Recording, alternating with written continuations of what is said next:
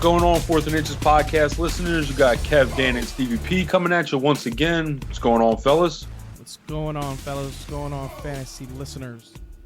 What's up, Fourth and Inches listeners? What's up, Fourth and Inches crew? Good. So today we are going to once again go into our divisional breakdowns. We are going to do the AFC South today. But first, don't forget to check us out on our website at www.fourthandinchesff.com. That is www.4thnchesff.com for a bunch of content. You got articles, blogs, player profiles, and you can subscribe to our draft guide, which features a decision maker, which is a tiered out guideline for 3 different drafting styles. You got one for your risky drafter, you got your conservative drafter, and you got a tweener, which is basically a mix of the combo of the other 2 styles. The draft guide also features the cheat codes, which is a visual breakdown of every team's stats from last year. It's a great tool that you can use to prepare for your drafts, and it's the same tool we use to give you information on the podcast. So check that out, and also look for us on the Fantasy Life app. We'll be doing a lot of start-sit questions throughout the year, and we're looking into doing a keeper question segment on there as well. So, check us out on there, and if you're listening, make sure you hit that subscribe button and give us a 5-star rating. We've also partnered with FantasyGo.com. Steve will tell you a little bit more about that right now.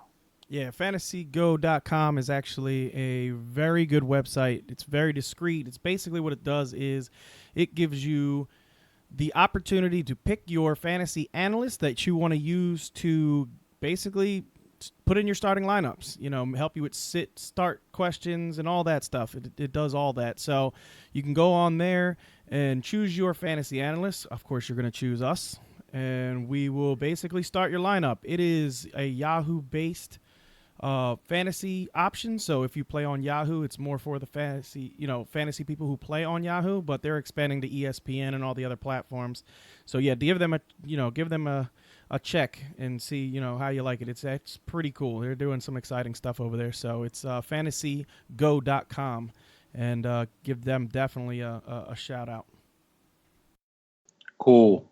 So we're going to start this division with the Houston Texans, one of the better teams in the division. I think we would all agree. Let's start off with DeAndre Hopkins, the superb wide receiver.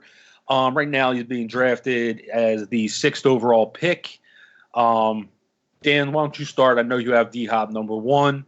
Why don't you get in D-Hop and why you feel like that's going to be his finish? Yeah, I think he has the biggest chance to finish number 1 overall, purely because of how good I think Houston is progressing with their offense. Deshaun Watson's another year in, another year better. None of the 3 of us are a huge Lamar Miller fan, but we all, suspect that he could lose that starting job this year. But that offense is just, they're fun to watch. It can be very explosive. I think if Will Fuller stays healthy for the whole year, it's going to open things up for, he's a huge north and south threat. So I think that opens up things for Hopkins to run his routes and do what he does and just make plays. That's basically what Hopkins does. He just makes plays, catches everything. He had that one play last year where I think they didn't call it incomplete, but they called it pass interference or something, where he went up and made just an absolute circus catch. They were showing it for like 20 minutes on replay. It was on prime time. It didn't count, but they were like, this is like, the catch was just unbelievable. And that's just what he does. He just makes plays. And I think he's got the biggest chance of finishing number 1. But don't get me wrong. And there's a lot of talented wide receivers out there. You get any of these guys, you're pretty much sitting golden. I think it's going to be a close race, but I slightly have him as number 1 above, a couple of the other names that we mentioned in the other divisions. Yeah, I agree. I think DeAndre Hopkins gives you a lot of upside. He's a guy that could finish number 1. He's a guy that could finish with a lot of touchdowns. He's just, when you look at everything. He does everything. Yeah, he does everything well. So, if you look at his, breakdown numbers, he was number 1 in snap share. He was number 1 in targets. He was number 1 in target share on his team. He's just a guy that is constantly used. everywhere. You know what I mean? He was number 3 in red zone targets on the year. So it's just he checks every box for a receiver, and it's definitely a position that when you get the top group of guys from that, that tier of elite wide receivers, you can't go wrong with any of them because you're going to be happy with all those guys. And DeAndre Hopkins is right at the top of that list of guys that you want on your fantasy team. Yeah, and it's actually funny. I had a lot of time on my hands today, so I probably did about 3 or 4 mock drafts, and the more I was going through it, I really don't like the running backs in the first round after the top 5. You get those top 4, and then I like David Johnson, number 5. After that, I don't really like any of those guys. We talked about Le'Veon Bell the other day. We talked about not James Conner, Melvin Gordon a little bit in his situation. D-Hop is a perfect guy to draft in that first round once you get past those 5 running backs, because one thing I love about him is he's always healthy. The dude does not miss games. That is a great statistic for your number 1 overall pick, or for your first round draft pick, is that he does not get hurt. Second, the guy is an animal. He has the best hands in the whole league. I think last year he did not drop a pass all year. So if you look at how many targets, he had 163 targets and did not drop a pass all year. That's incredible. The guy's just a monster year in, year out. What more can you say? If you get DeAndre Hopkins in that first round, you're not really you're gonna have a good season from that position. And I have Devontae Adams number 1, but I definitely think DeAndre Hopkins could finish number 1. It's like you said, Dan. It's kind of a cluster up in the those top 4 or 5 receivers, and any one of them could finish number 1. Let's get into Deshaun Watson. Deshaun Watson. A lot of people are high on him this year, especially if his all of his targets or all of his weapons outside are able to stay healthy. What do you guys think Deshaun Watson's chances are to finish number 1 overall at quarterback? And is he worth that fifth round, 7th pick draft spot, which is where his current ADP is? See, for me, I'm not going to take him there. That's not saying that he's not worth that spot. I'm just not going to take a quarterback that high. I almost feel like he is probably, and like I said this before when we've talked about all these breakdowns, that every quarterback in the top 5 has a chance to be number 1. I feel like so. I definitely think he has a chance to be number 1, but that doesn't mean I'm going to take him, higher than where I feel like I want to take a quarterback. I'm not taking a quarterback before. Round 7 is the earliest maybe that I would go for quarterbacks. Maybe 6 if, Patrick Mahomes were to fall there, and he's not. So, I'm probably not taking a quarterback before, round 7 or 8. And the reason I say 7 now is because I actually did a mock draft this morning that I got Andrew Luck in the 7th round. He was just sitting there in the 7th, so I was like, all right, Andrew Luck in the 7th, I'll take that all day. So, there's certain circumstances that, guys will fall and, you might get them, but it just all depends on how your league, goes. And this is the other thing. When we're all talking, this is not, talking about Deshaun, but I do want to mention this. You got to keep in mind that when we're talking about the quarterbacks, we're assuming that there are the top 5 guys, being gone before round 8, because Carson Wentz is going around round 8. So that's kind of what we're talking about when we're saying that. If you have quarterbacks going in the first round of your draft, you're probably going to have to take a quarterback earlier. I mean, you're probably going to be in a draft where you have to take a quarterback in round 6 or 7 because all the top guys are gone, and you don't want to be stuck with Phillip Rivers or somebody like that who's teetering on the top 12 in your league. If that's the case, then know you're drafting. Know the guys that you're drafting with. If they're going early, then you might have to change your strategy and you might have to take a quarterback early that you feel comfortable with.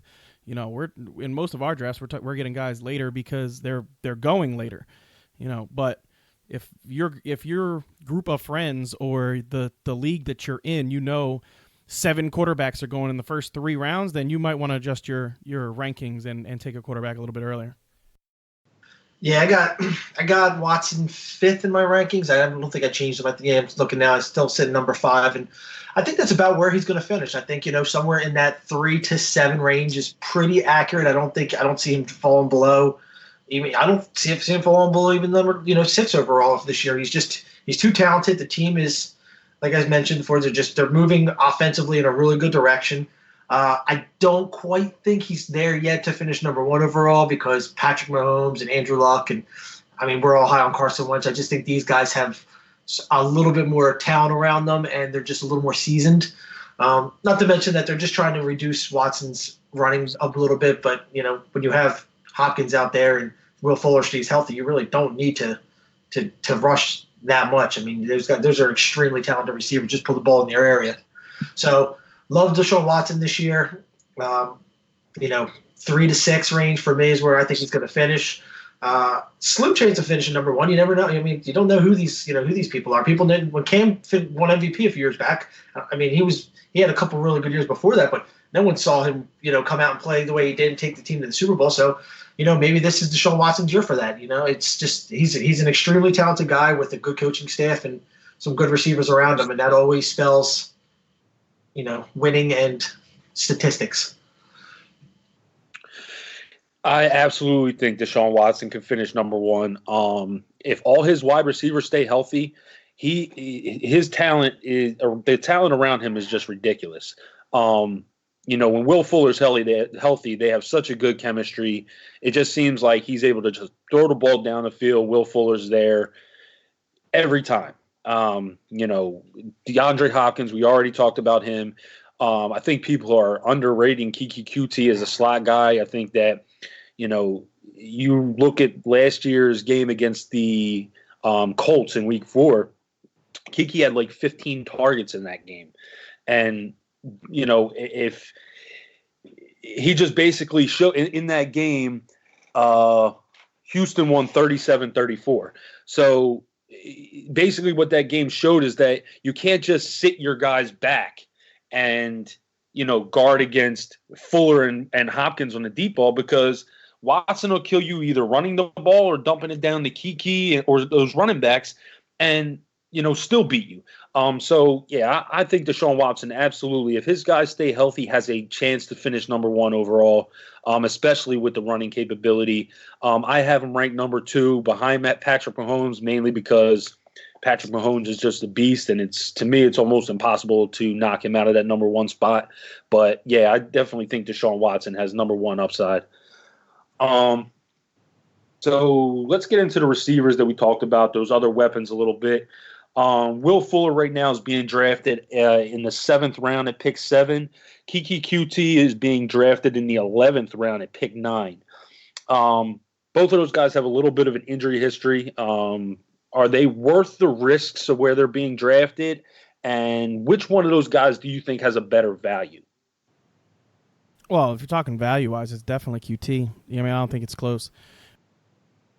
I will say, I think that ADP has had to drop because I don't think I've been getting Kiki. I checked it. I actually checked it today recently, and it really hasn't. If anything, Will Fuller's maybe went up a little bit, but Kiki QT's he's pretty much still sitting there in the 11th round. Yes, but that's the thing. I've never seen. It always seems like he's gone in the 10th. So yeah, maybe people are getting word that he's gonna.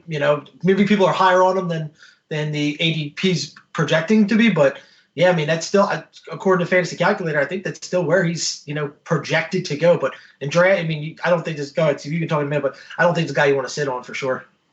Yeah, no, Kiki has definitely got a more attractive drafting area because Will Fuller's coming off of a knee injury. He's coming off a major knee injury. So, if you're just talking about injuries, Kiki was hurt last year just like Fuller was, but he had just, soft tissue injuries. Yeah, his was hamstrings. Yeah, it was all soft tissue stuff. So, when you're talking about structural damage to a knee and some hamstring issues, that's a huge difference. So, for me, I would rather take Kiki, but I'm 100% cool with getting Fuller. Just Fuller is an animal. You saw what he did, with every game that he played with, Watson. Literally every game he's played with Watson, he's been great. So, I think they're almost averaging a touchdown per game played with each other. So that's amazing. So yeah, talked about it on the wide receiver podcast. You have Will Fuller in your top 24. You have him as a wide receiver too. Yeah, like I said, his upside. I mean, because I'm not going to count an injury for him. If he plays all 16 games, he has top 15 upside. If he plays all 16, if he plays all 16, he's definitely got top 15 upside. You know what I mean? Just look at the game logs. All you got to do is look at the game logs. You know what I mean? The game logs say that he has top fucking 12. You know what I mean? He's a top 12 guy when he's playing with Deshaun and he's healthy. It is what it is. I'm not making it up. Look it up. He's awesome. Yeah, if you extrapolate his yards last year and he played all 16, he's sitting in the 1,200 and change and like 10 touchdown range. I mean, that's without question high wide receiver 1, wide receiver 2 upside for sure. Yeah, and like I said, when the other day when I was saying, my favorite stat for a wide receiver to tell if he's going to be good or not is yards per route run. And his yards per route run, he was the 7th in the league last year. He was number 7 in the league for, guys who played over, I think it was like 100 snaps. He was number 7. He had 2.81 points, yards per route run, which is an awesome number. That's a really high number. I mean, if you're looking at yards per target, he was 11.2. That's number 3 in the league. And when we're saying, yards per target, it's not it's the ball in the air. So, what I mean? He's basically getting a first down every time he catches the ball with the ball in the air.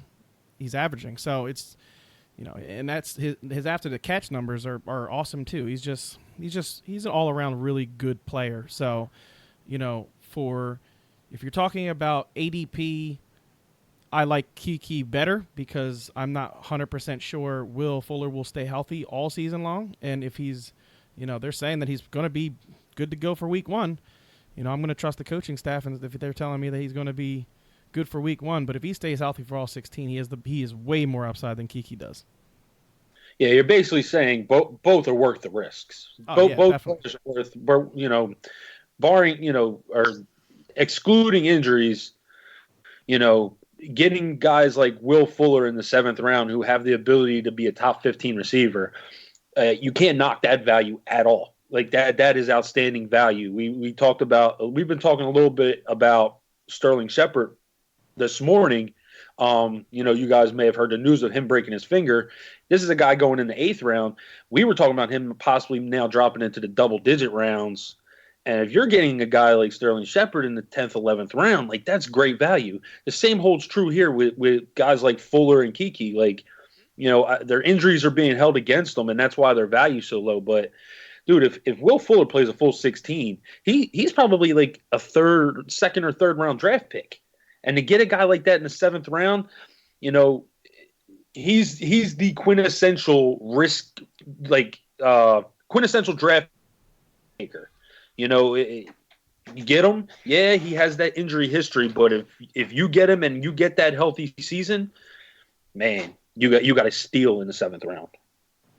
Yeah, I basically just talked up how good Deshaun Watson can be, how good Houston can be this year, for those reasons. I mean, I'm in complete agreement. I think that both of them have awesome value. They're not, they're a little lower because of their injury histories, but they're 2 extremely talented receivers. I expect good. I mean, barring injury, if they're both healthy, I expect really good years out of them and Hopkins. There's plenty of balls to go around on that team, so I think they're both going to. If I had to pick one that I would be a little higher on, I would probably say Kiki, just because him in the 10th, 11th round is. It's almost like too good to be true. I mean, if you're scooping him up, he stays healthy, he's going to have a huge year, and so can Will Fuller too. But it's a toss up. It's honestly it's a good. You get both of them. I think it's a good situation to have because one of them is going to blow up this year. Yeah, that would actually. It's funny you say that because I believe on one of our mock drafts that me and Steve did, Steve was actually aiming for that. He was aiming to grab Fuller and Kiki later on as almost like a I believe they call them friendship pick. So yeah, I think we all are in agreement that these receivers have great values, and if they can stay healthy and put it together, they have incredible upside, especially in this offense. And real quick.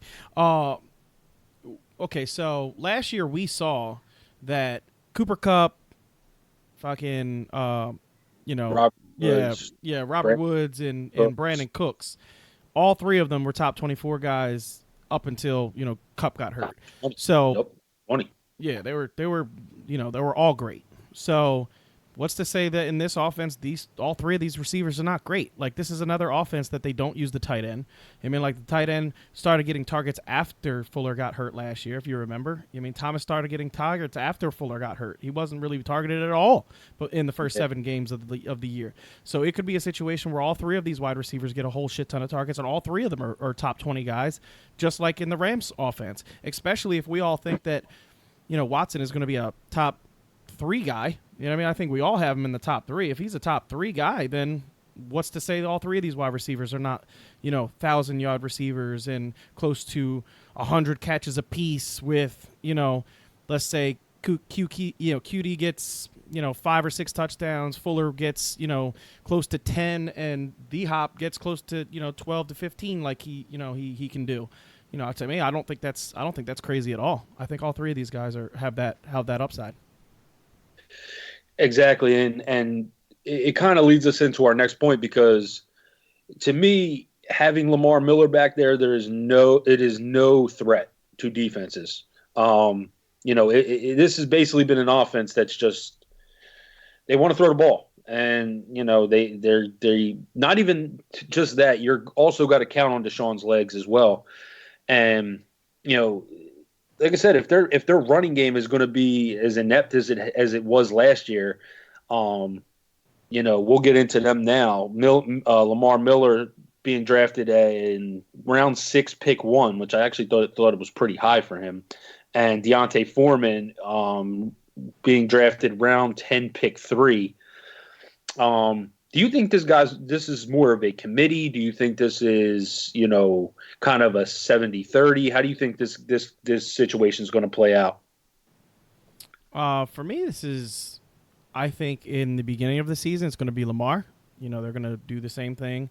They're going to give Lamar most of the snaps and, they're going to bring, Foreman along slowly to see how he has recovered from that Achilles. But if he shows that he's better than Lamar Miller, I don't think they'll hesitate. I think at this point, Bill O'Brien realizes that his team needs to get not only to the playoffs, they need to make it far into the playoffs. Oh, yeah. And if Lamar... He doesn't have too much time left. Exactly. And if Lamar Miller is not getting it done the way Foreman is getting it done, and people see that, he has to make that change. He doesn't have the option to not make that change. So, to me, especially a coach who is basically... I wouldn't say he's on the hot seat right now, but if this team, just makes it to the playoffs again this year and then gets knocked out in the first round of the playoffs, he might be looking for a job. So if Foreman is showing that he can play better, then I don't see how he cannot keep him off the field. I think whoever is the better playing running back is going to be the guy, and I'm willing to take the shot on Foreman later in the draft, with the assumption that if he plays better, he's going to be the guy. Yeah, Lamar Miller, he's basically, I think he's just there to fill the role until they find out who they have or what they have. He's a what's the word I'm looking for? He's a good filler guy. He's right around 1,000 yards, a little under 1,000 yards a year. He doesn't put together any big strings of games. He gets you a lot of those 40, 50-yard games. But the offense is, I think they're looking for more balance. And I'm high on Foreman. I think they're going to find it with Foreman.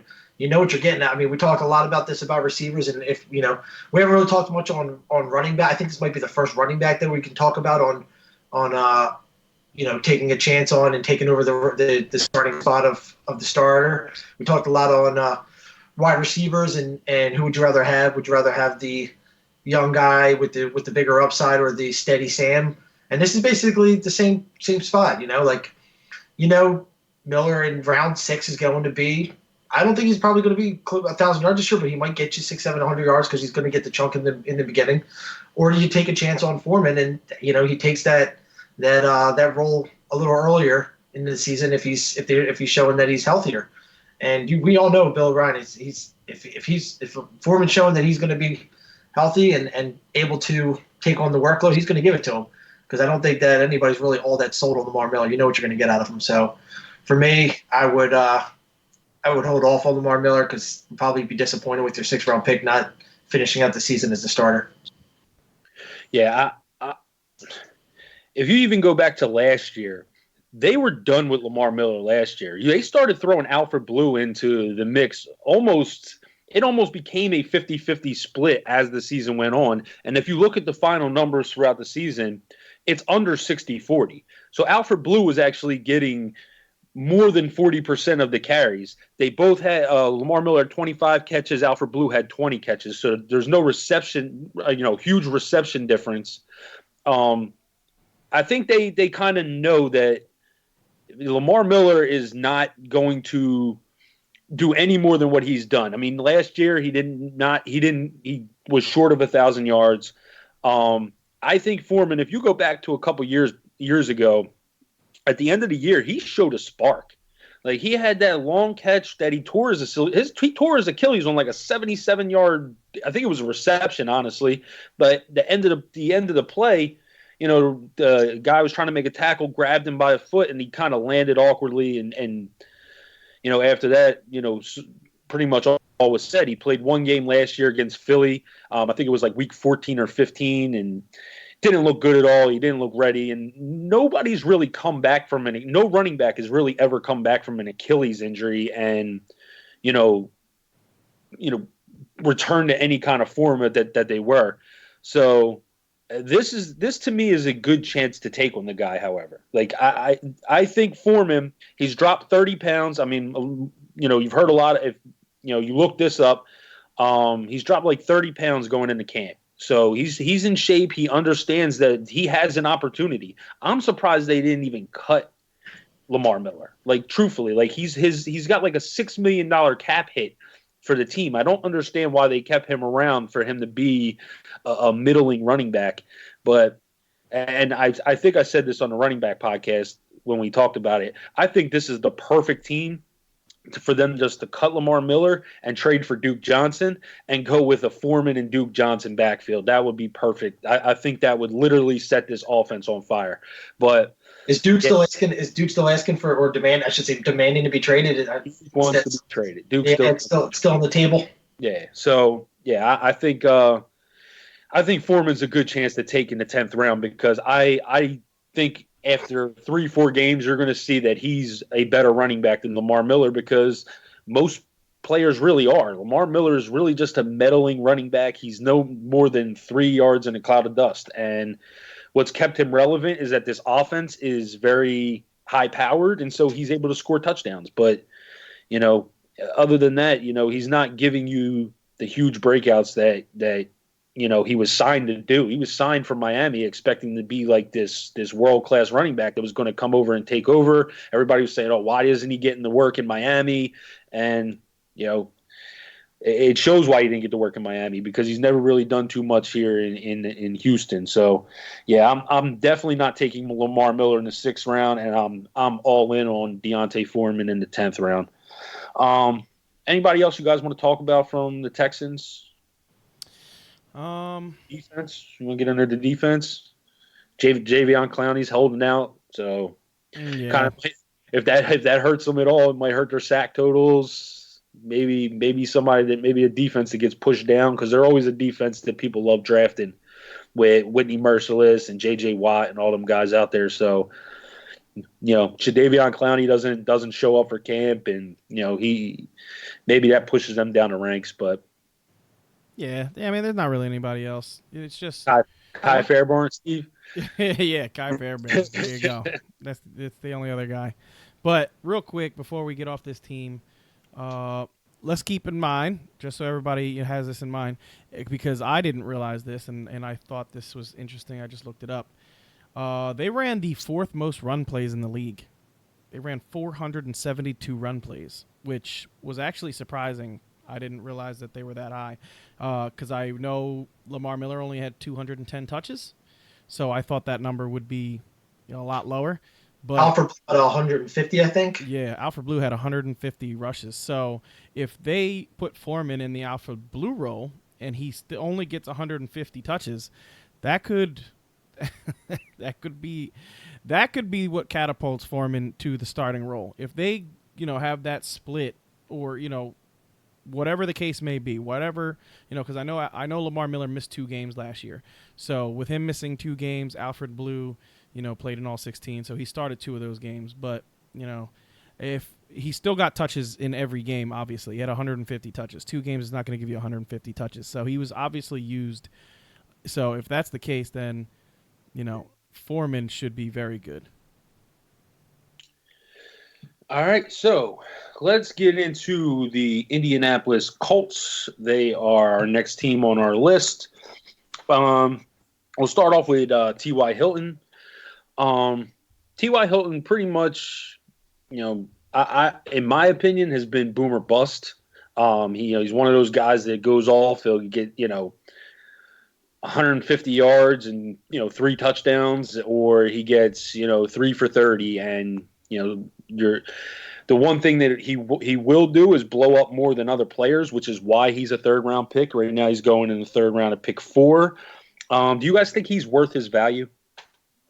I like Ty, but I think he's got too much of the Julio Jones effect, where his numbers look really great because of his yards, and he does teeter around that 80, 90 catch rank, but he just doesn't put up as many touchdowns.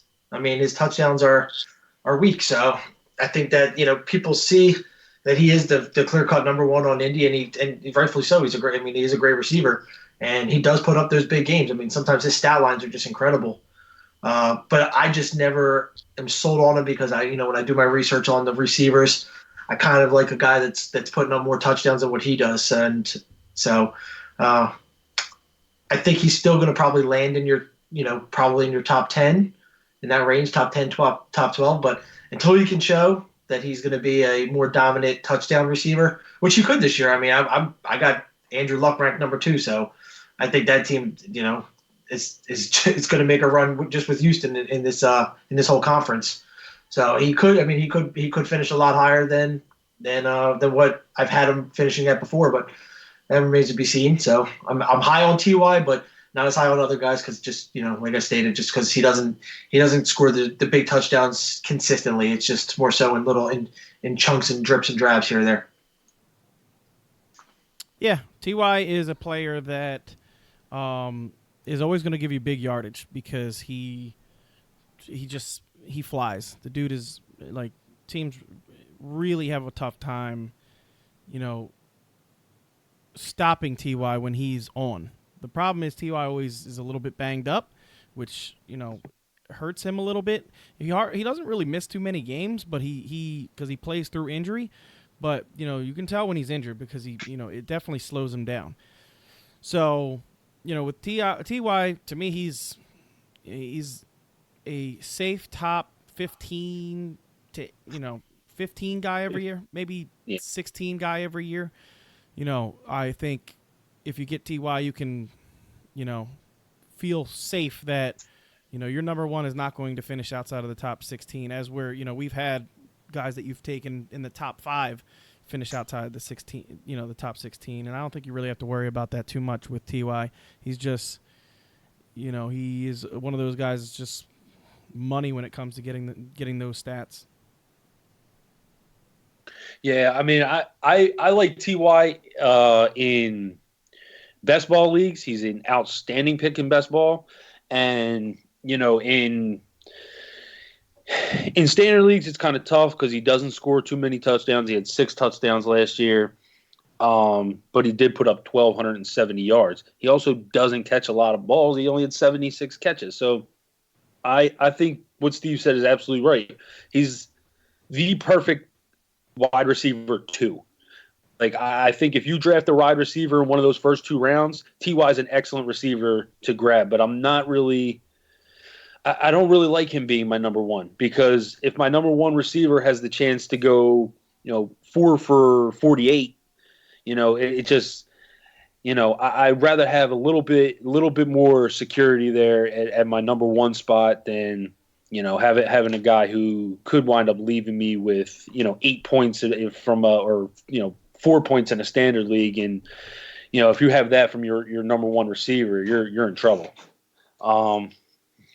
Marlon Mack is next on the list. He's actually being drafted 2 spots ahead of T.Y. Hilton.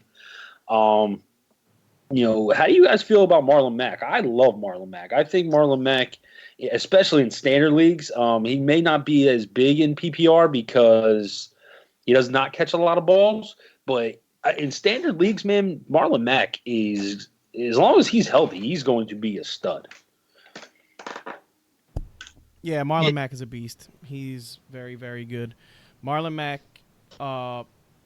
has been bitten by the injury bug his first 2 years in the league, so that's a little bit of a worry. But they all have confidence in him. All the coaches are saying that he has 2,000 total yard upside.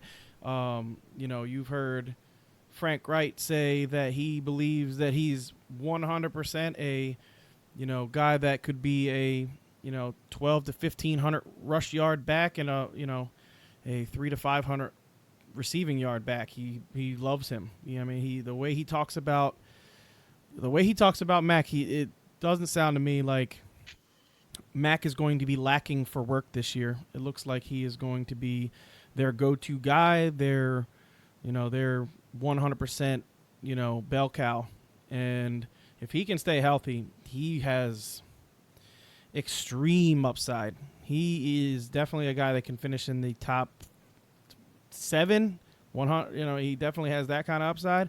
And if he does have, a season where he gets even close to 1,800 yards, he had 10 touchdowns last year. So, if he gets close to 1,800 yards, he could be really, really good. Top 5. Yeah, he's being drafted around a couple of receivers that I'm not too high on, like Derrick Henry, Devontae Freeman. I think is going to have a good year, but I just think Max upside's way more than those. I don't like the fact that he didn't catch a lot of balls last year, but it still doesn't. That doesn't mean that he won't this year. Like you said, the talk is that they're going to be using him constantly. He had almost 1,000 yards in 12 games last year, so you break that down to another 4 games, and he's 1,300 yards. And I think he has potential to have even more than that this year if he doesn't get bit by the injury bug. Indianapolis showed that they are. These are 2 good teams that in this division that are really on the rise.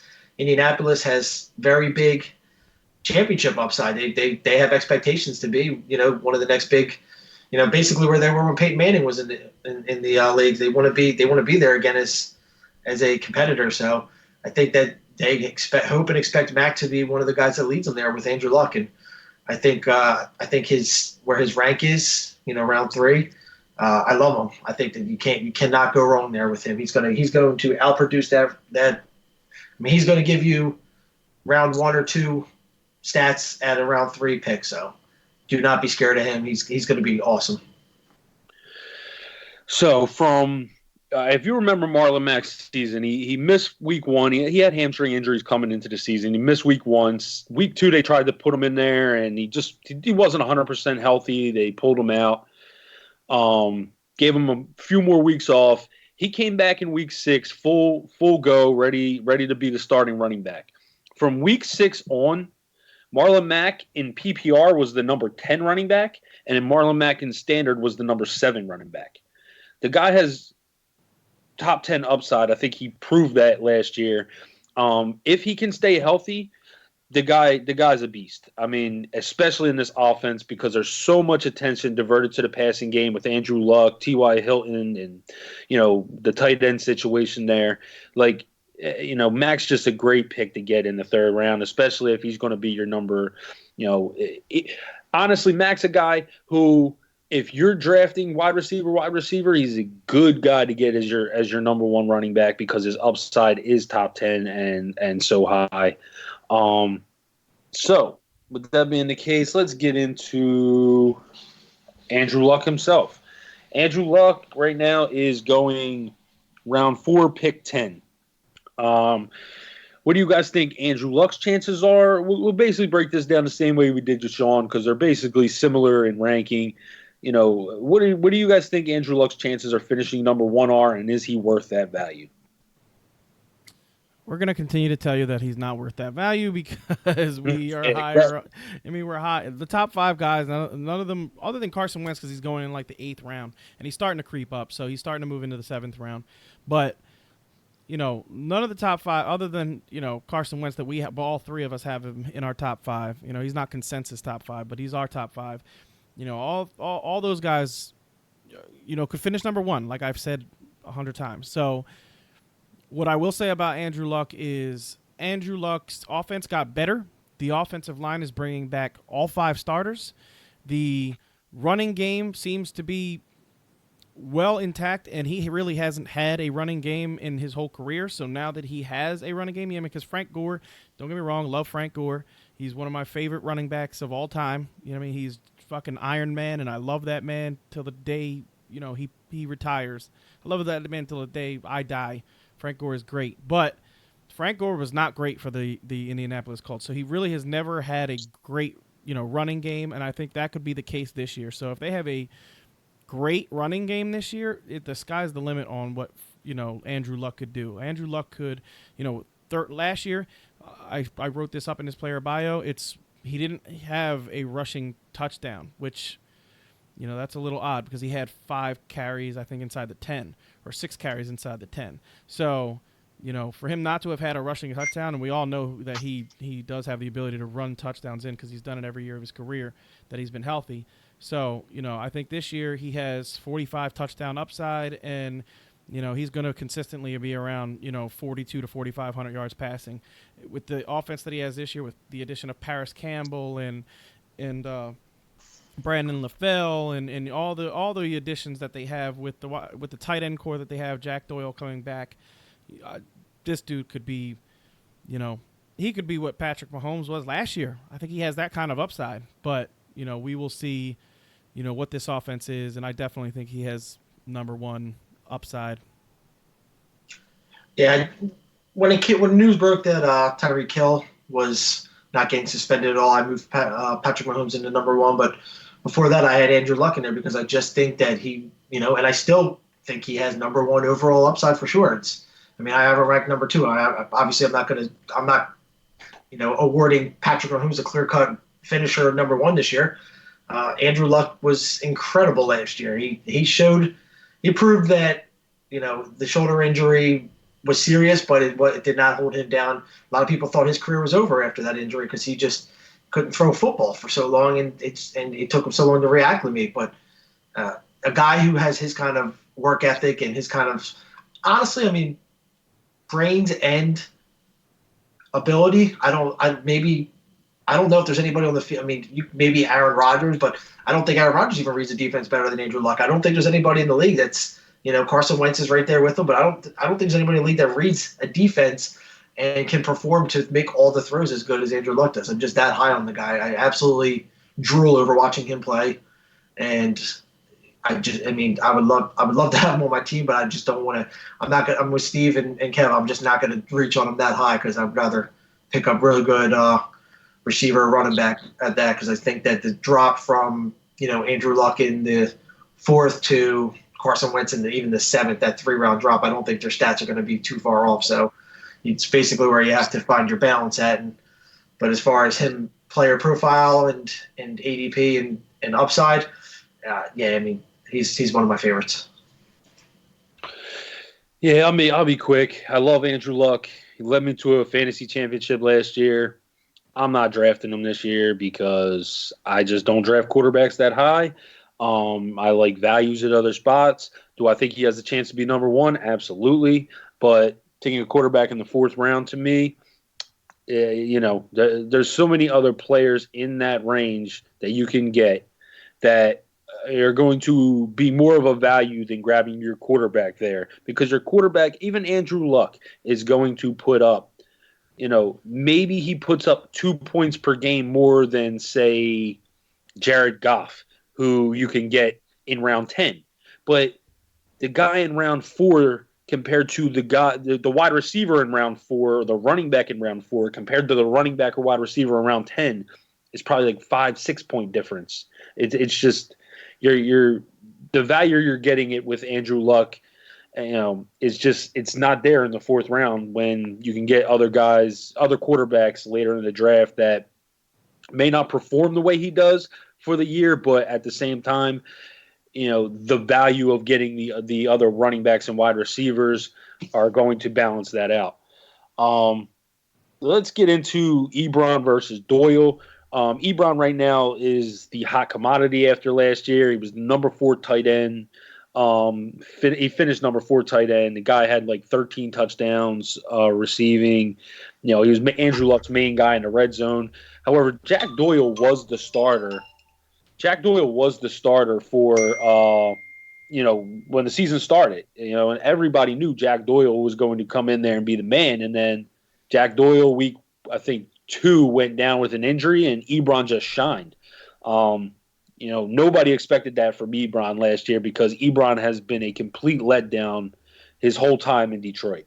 So, coming into this year, you guys do you think that, do you think Ebron's worth a 6th-round pick? Do you think Jack Doyle right now is not even being drafted? So, he's a guy that honestly, you could be looking for him on the waiver wire soon, because he still could be their starting tight end. Yeah, I actually watched, so all day today, I basically did nothing but research. I did the cheat codes for what we're talking about tonight, because cheat codes will be finished by tomorrow, actually.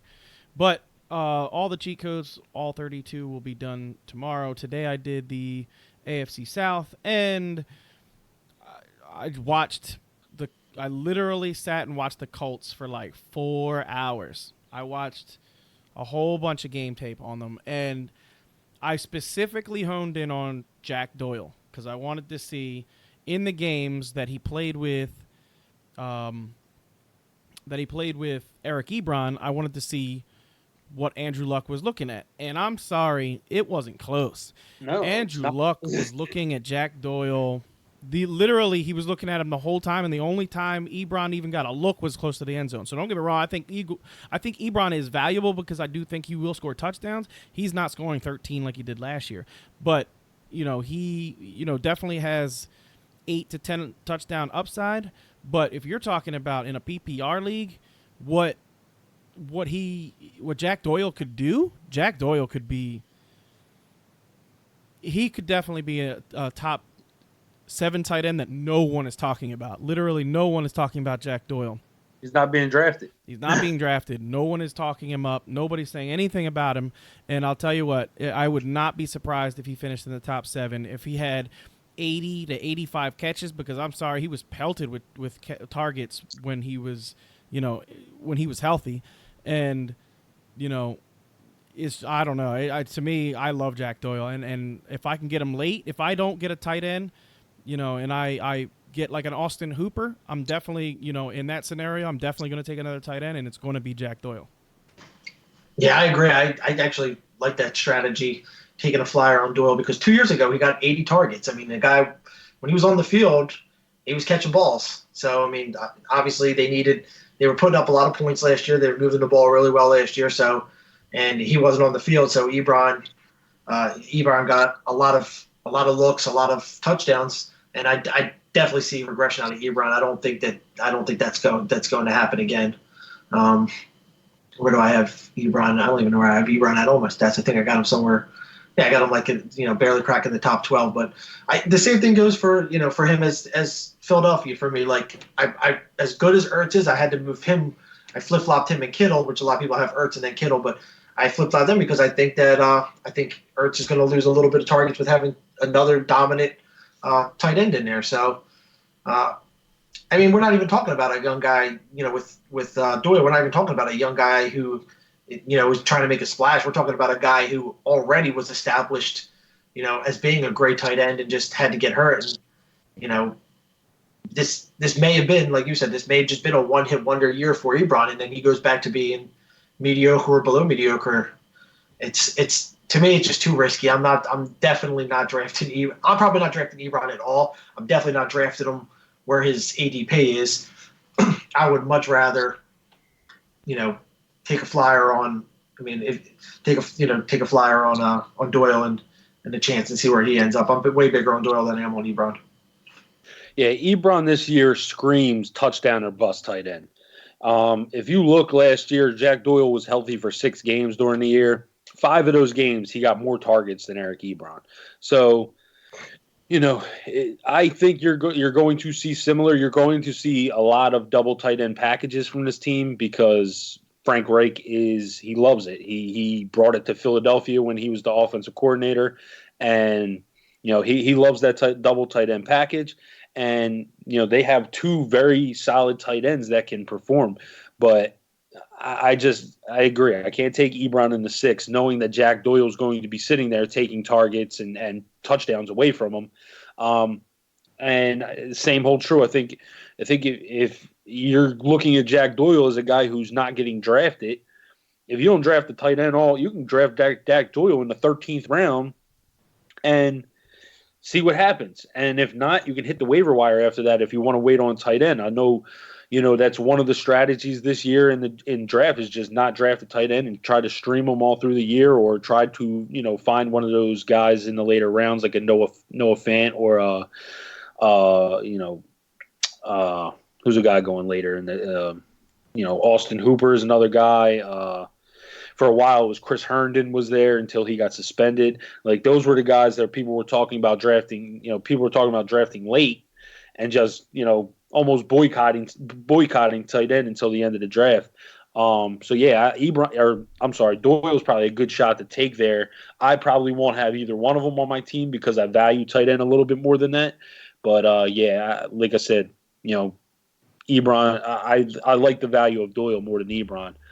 All right, so real quick, Kev. So I know most people would be looking at the stats and think that Ebron was targeted like a crazy amount more than Jack Doyle was in the red zone. So inside the 10, like I tell you guys, that to me that's what matters.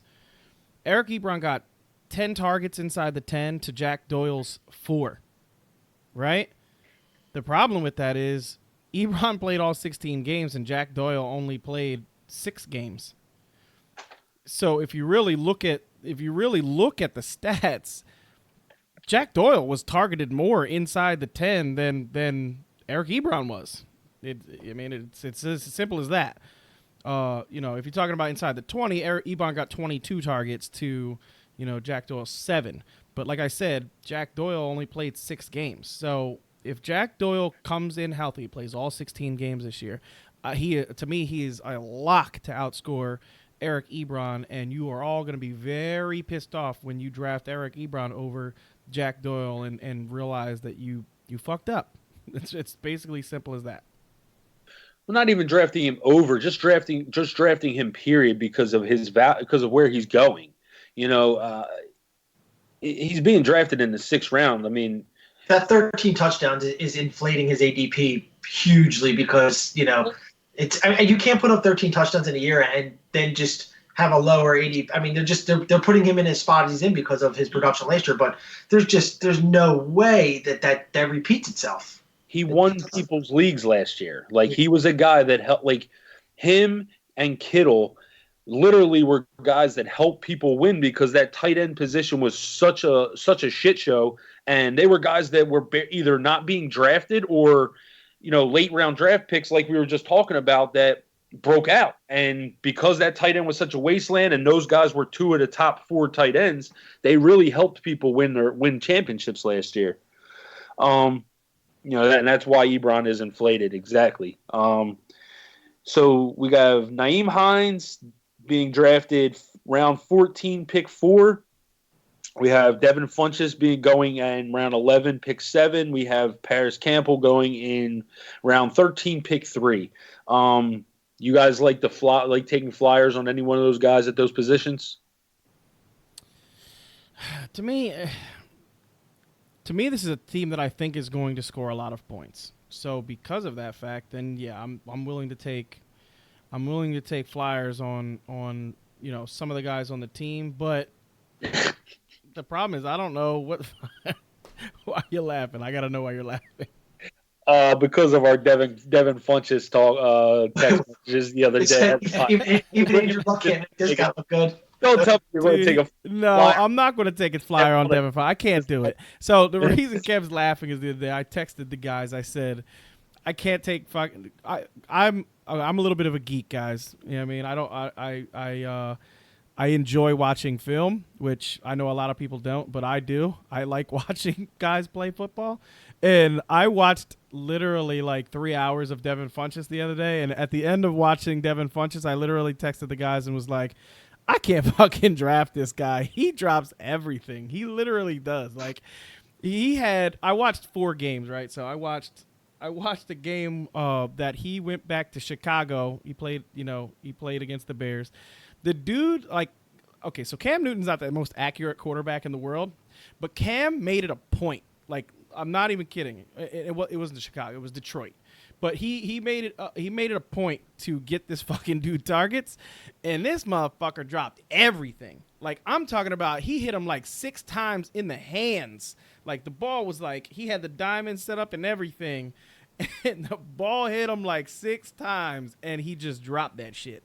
And I'm thinking in my head, like, Cam Newton must be thinking in his head, like, man, fuck this guy. I had Benjamin back. He's the reason he's going. He's the reason he's in it. Yo, and then I know Cam had to have pulled him aside and been like, yo, check it out, bro. I ain't throwing you another motherfucking pass until you prove to me you can catch, motherfucker, because you cannot. You can't drop 6 passes in a game. And they only, I checked it. I checked the stats after I watched that game. They only accredited him with four drop passes in that game, but the motherfucker dropped 6. I watched the tape. So it was, I don't know, man. That was, I can't do Funchess. But there is somebody on this offense, some other person. I think it's Paris Campbell, whoever it is. I don't know who it is. But this offense is going to be very good, and I do think there's another pass catcher that's going to be very good. So I would take flyers on some of the later guys, Paris Campbell, and even what's his name got hurt in the preseason. Deon Cain, is another guy that I would take a dart throw on because Deon Cain was very, very highly hyped last year before the injury. So I would definitely take a flyer on Cain or Paris Campbell. Yeah, Indy's really, for the last few weeks I've been reading that they're really high on Nyheim Hines, and they're gonna utilize him in the offense as a as a pass catcher. So I think in PPR, Nyheim Hines might be a really good flyer to take. I checked out Devin Funch's stats. I mean, he had a decent season 2 years ago. I mean, 800-yard season, a few extra more touchdowns than before, but the dude is nothing but a mediocre 500-yard 4-touchdown receiver. So stay away from him. He's just going to end up being a drop for you at some point. I know he's got Andrew Luck here, and he had Cam Newton. I mean, I don't know what most people's idea of the jump is from those two, but I mean, if he was pretty shitty in Carolina, he's not probably going to be much better here. But I think Paris, I don't know if I would take a chance on Paris Campbell. I don't, he's a rookie, and I don't really like to. I know Kev's in the same boat as me. We don't really like to draft rookies unless we know that they're coming from, bigger schools where they have shined. So I'm not real sure about Campbell, but I would take a flyer on Nyheim Hines. It would be a guy I would definitely look at. Yeah, I actually take a flyer on Paris Campbell just about every mock draft I'm in. I think Paris Campbell has a chance to really, really, really shine in this offense with Andrew Luck. He's a speedster. The guy is he's flash. And, with a guy like that, with a quarterback like Andrew Luck, I think he will definitely find a way to give him the ball. And like I've been saying, like usually in this area, I'm going after guys that, I want to take a chance on being take on a chance that they blow up rather than somebody I know that's just going to be, somebody I'm going to wind up putting in the waiver wire column, like Devin Funchess, for example. Like eventually he's just going to go onto the waivers. I'm not going to keep him on my team for a 16-week season. Paris Campbell's a guy I think I have a chance to keep on my team for 16 weeks. So, Paris Campbell's usually a guy I wind up taking a chance on. I just didn't like. I just wasn't a big fan of his. I mean, he had a great year at Ohio State last year, but I just, he was really inconsistent for the first few years.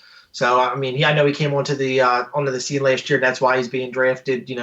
Rookies don't normally, besides DK Metcalf, who's a little higher, but rookie receivers don't normally have a huge ADP.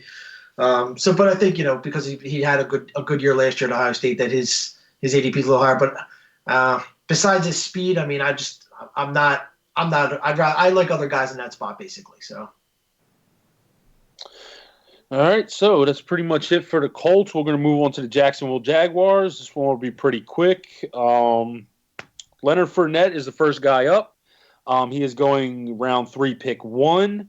Can he finally get it together and put a successful season under his belt? This guy was touted as the next Adrian Peterson. He was a monster in college, just bullying people over. He was like the Marshawn Lynch of college football. And he's entered into the NFL, and he showed some potential his rookie year, but he kept getting banged up. And now last year he was constantly hurt. He had issues with Tom Coughlin, and can he finally get it together and put together a successful season? I think he's going to get every opportunity to do that. My problem with him is the dude has just been plagued with ankle, foot, toe, fucking the arch and ball of his foot fucking hurting. I don't know. Literally every part of his foot just hurts all the time. So, I was really high on him coming out of college because the fucking guy literally his nickname in college was the human sledgehammer.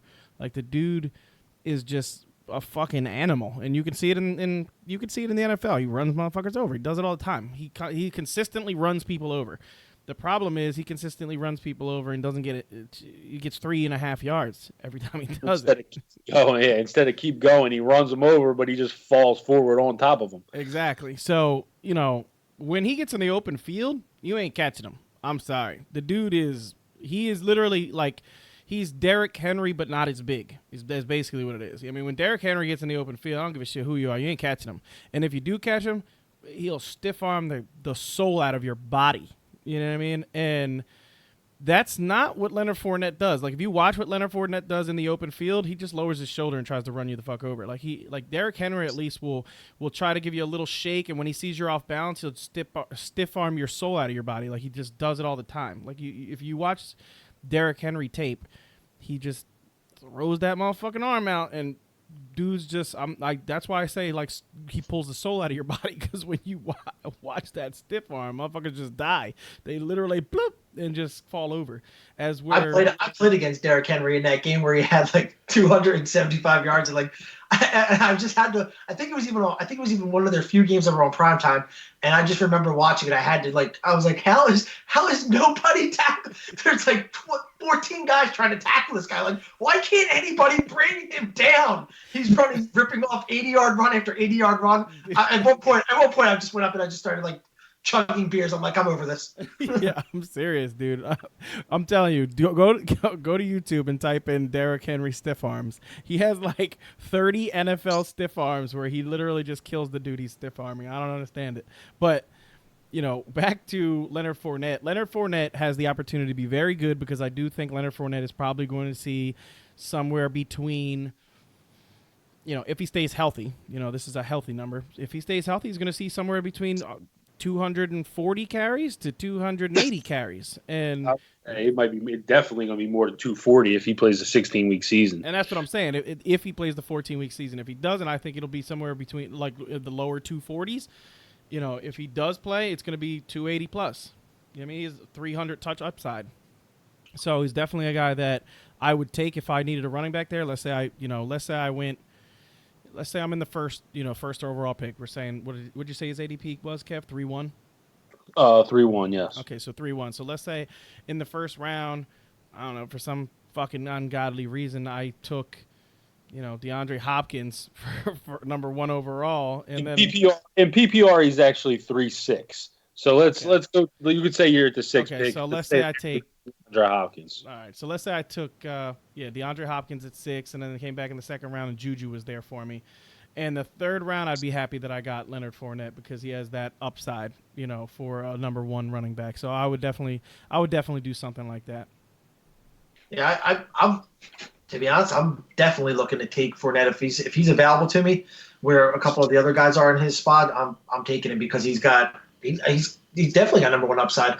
Just last year in drafts, he was drafted off the board first round every single draft. So, to drop 2 rounds because of his injury, his talent's still there. His running ability. If he stays healthy for 16 weeks, he's definitely getting a monster workload, and there's no doubt if he's healthy for 16 weeks that he's going to be a 12 to 1,500 yard rusher. So to get that kind of production at middle, even early round 3, and regular draft, not PPR, it's awesome. So the question is that you guys brought up is his injury. So it's just a matter of if you're willing to take the chance on him, then scoop him up in that third round. I know I'm definitely going to. If he's sitting there in round 3 and it's at my draft spot, I'm definitely taking him, and I'll be smiling the entire time I do.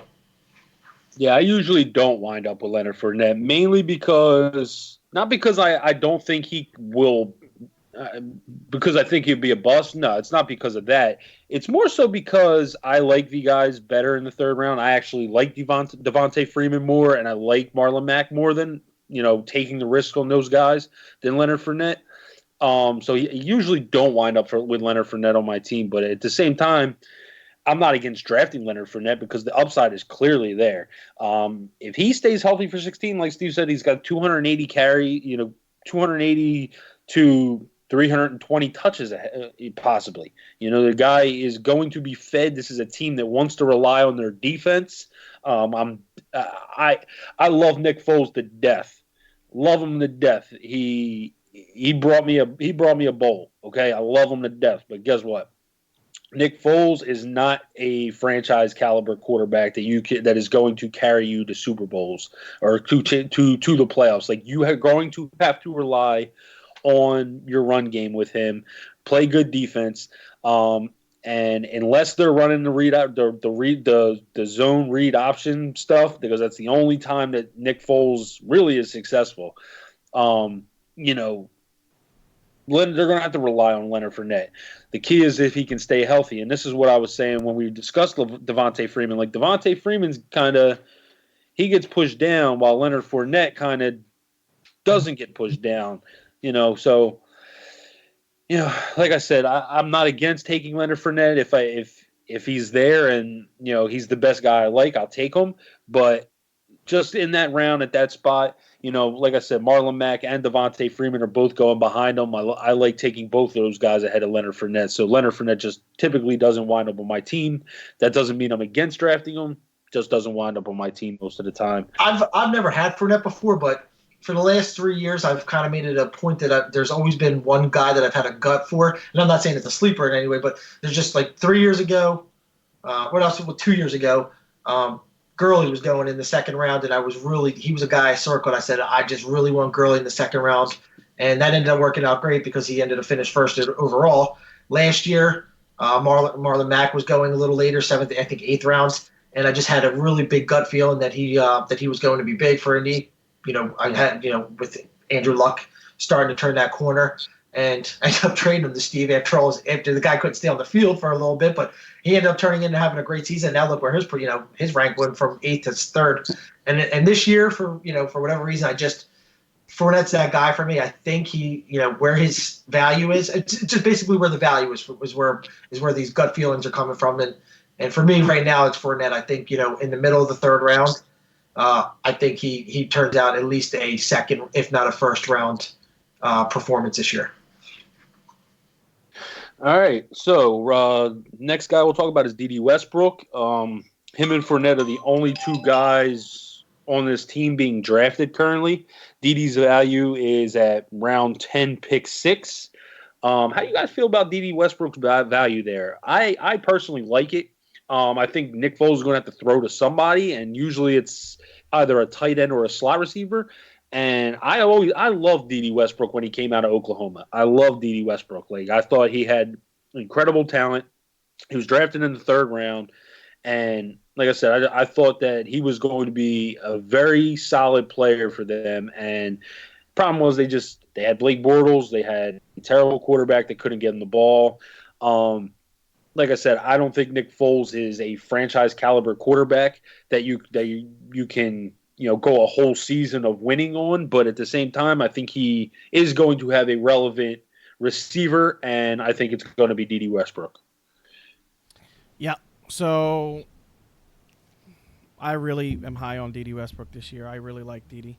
I think that if you need a wide receiver later in the draft, D.D. is the perfect wide receiver to take. So on his team, he had 26.5% of the targets in the red zone. That's 14th in the league.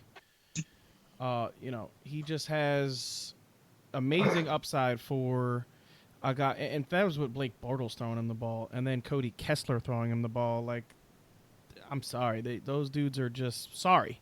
Yeah, I mean, like, there's no other way to say it. You know what I mean? He had, 7 red zone receptions. He had 5 total touchdowns. If he has a more accurate quarterback and, he sees even the targets that he saw last year, he saw 101 targets last year. If his targets go up to like 120, 130 because they decide that he's going to be their ace wide receiver and they're going to throw the ball a little bit more because they feel more confident in Nick Foles than they did Blake Bortles last year. Literally, they said it before the season that they did not want Blake Bortles throwing the ball. Like, they weren't kidding. They were dead ass serious. You know what I mean? They did not want Would you want Blake Bortles throwing the ball? Would you want that happen? Exactly. So, you know what I mean? They did what they said. They said they weren't going to let Blake Bortles throw the ball, and they were going to run the shit out of it because they didn't want him throwing the ball. So, with a more accurate quarterback, I think D.D. Westbrook could have 130 targets this year. Last year he had 101 targets. He had 66 catches, 717 yards, and 5 touchdowns.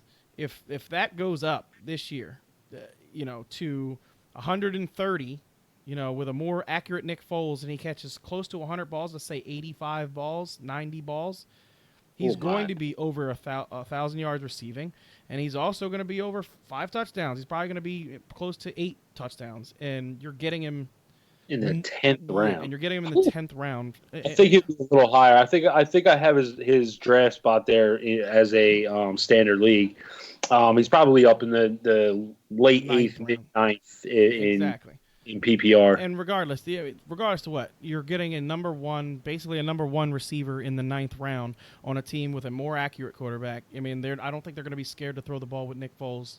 I think he is going to throw the ball way more than Blake Bortles did. And we also have to remember, on this team, they only had 4,832 total yards of offense. You have to assume that that number is going to go up. If that gets up to like the 55, 100 total yards, then D.D. is going to be a big chunk of that yardage. Yeah, the yards got to go to somewhere, and it ain't going to the other guys because the other guys are just shit. The other receivers on the team are so bad. Marcus Lee, I mean, they're not good guys. So D.D. definitely progressed last year. He showed that he can be the number one receiver, and I got him pretty much. You pretty much hit the nail on the head for me, Steve. Like, I mean, I got him right around that 1,000 yards, 85 targets, and 8 touchdowns. I mean, I think that's really accurate for where he's going to end up. I think Nick Foles is going to do him a lot of good. Get Blake Bortles the hell out of there. Blake Bortles is 4 seasons overdue from getting out of there. So, I mean, you got to realize too, this team still is an incredible defense. They are a ground and pound offense, but you got to, I mean, good offenses, if they want to be a good offense this year and have more than that dreadful 40-some 100 yards, they got to move the ball, and you got to move the chains with passing too on 3rd down. So I'm big on D.D. I like it. I love his value, in that 10th round or even 9th round in PPR. I think you definitely cannot go wrong. This guy, he stays healthy, he's going to have a very, very good season. Anybody else on Jacksonville? Do we want to continue? Hell no. There is one more guy that I want to talk about. He had one guy in mind. Yeah, I knew that there was one more guy I do want to talk about. Chris Conley, was on the Chiefs last year. I don't know if people really know how big Chris Conley is. He is going to be their big receiver. He's like 6'5". Like Chris Conley's huge. Like he's real big. So, and Chris Conley was the number 4 wide receiver for the Chiefs, and that's not including Kelsey. He was the number 4 guy on that team. So, because even I don't know, Chris Conley has a chance to do something. They already said it that they like his size, they like his length, and like we said, we were talking about Nick Foles and how he likes to throw it up to guys. He does. He's an accurate thrower of the football, and we saw what he did with Ertz and those guys. And I think that's why they got Chris Conley. They wanted a big-bodied receiver, close to the red zone, and Chris Conley is that dude. So, I do like Chris Conley this year as a late guy. If you are looking for a dart throw, I don't think, Chris Conley is, and I'm sorry, he's 6'2", but regardless, he's a big dude. He definitely is a guy that I would throw a dart on and see what happens. All right. That will be the end of the Jaguars. We'll move on to the Tennessee Titans. Oh, real quick, Kev. I'm sorry. The Jaguars defense. I think. Yeah. I think we all can agree that we like them as a top 5 defense. Yeah. We're probably going to not wind up with them because people draft defenses early, but definitely, I think we all think they returned to form from a couple years ago and have them ranked in the top 5. Yeah, completely agree. All right, so Tennessee. We'll start off with Derrick Henry. We just talked about him a little bit about 5 minutes ago when we were talking about Fournette. Right now, his ADP in PPR is 312. In standard is 211. So obviously, he's a guy that people are really high on in standard leagues. A guy that people think are going to score touchdowns. Not really be as relevant in the passing game. For him to drop a whole round. Steve, I know you love some Derrick Henry. Go ahead, talk about him a little bit.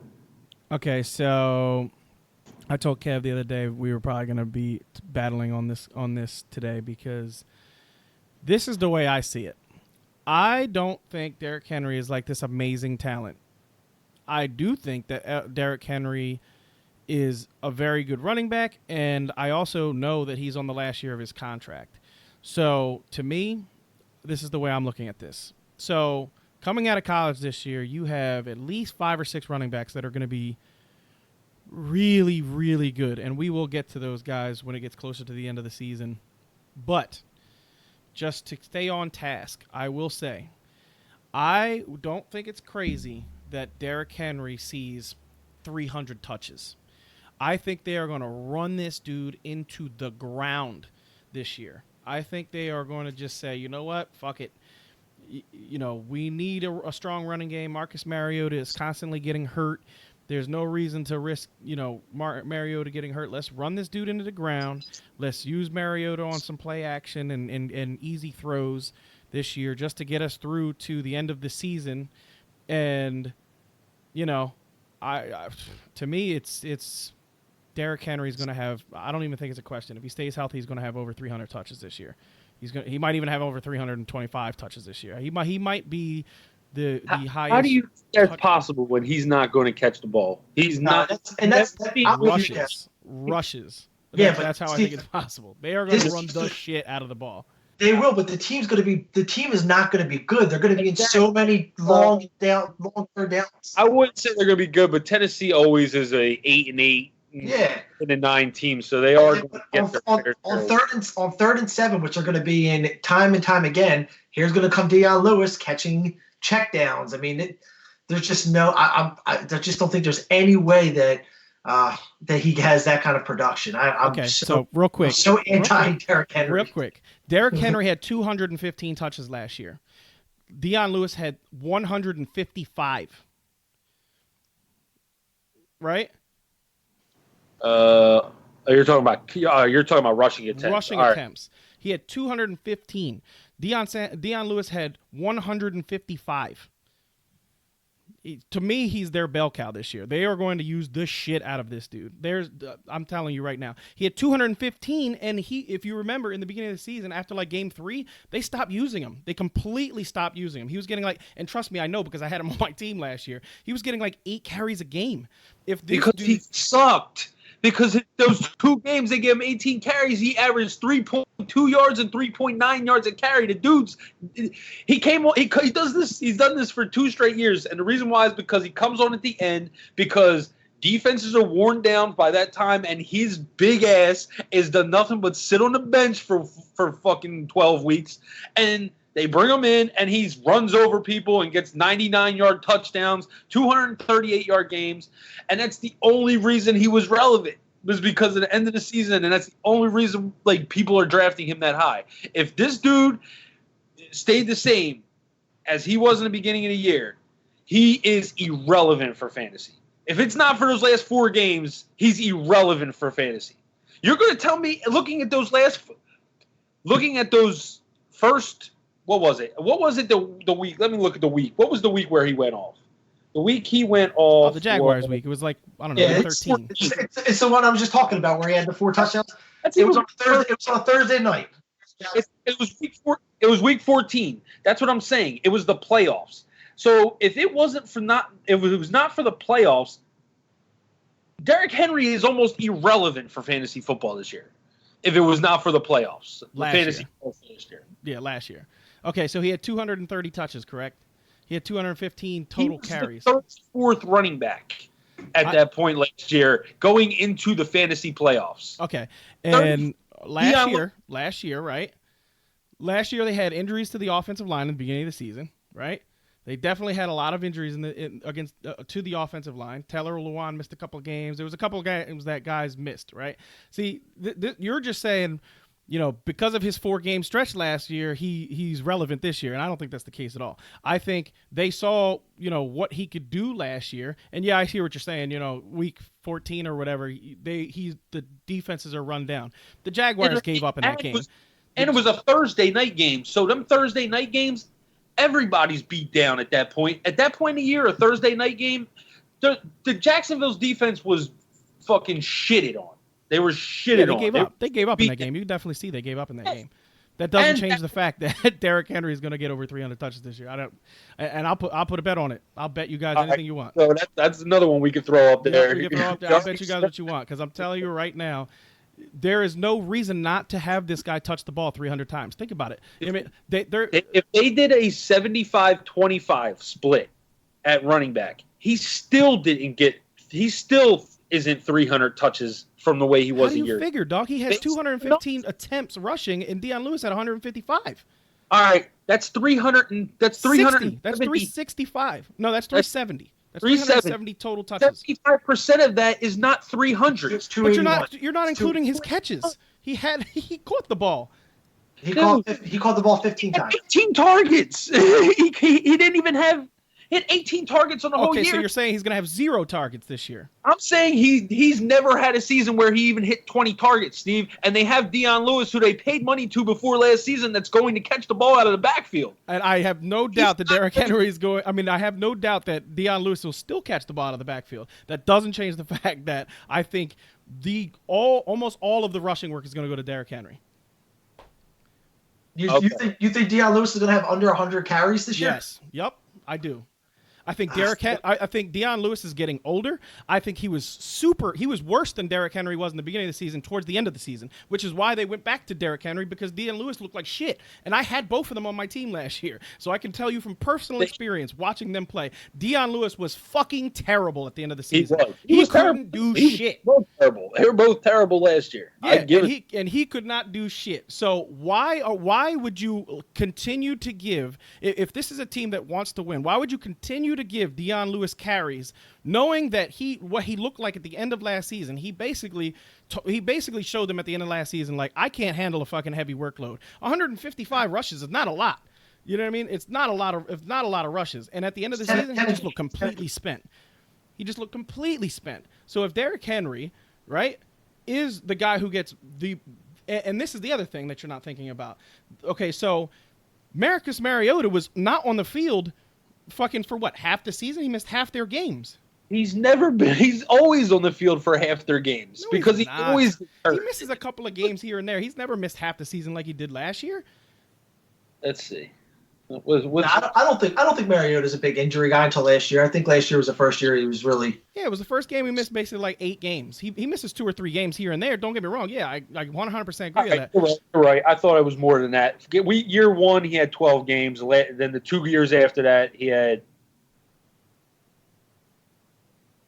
15, and even last year he played 14. But I don't think he didn't start all 14. No, he kept leaving because his fucking hand was like numb and shit. He couldn't throw the ball.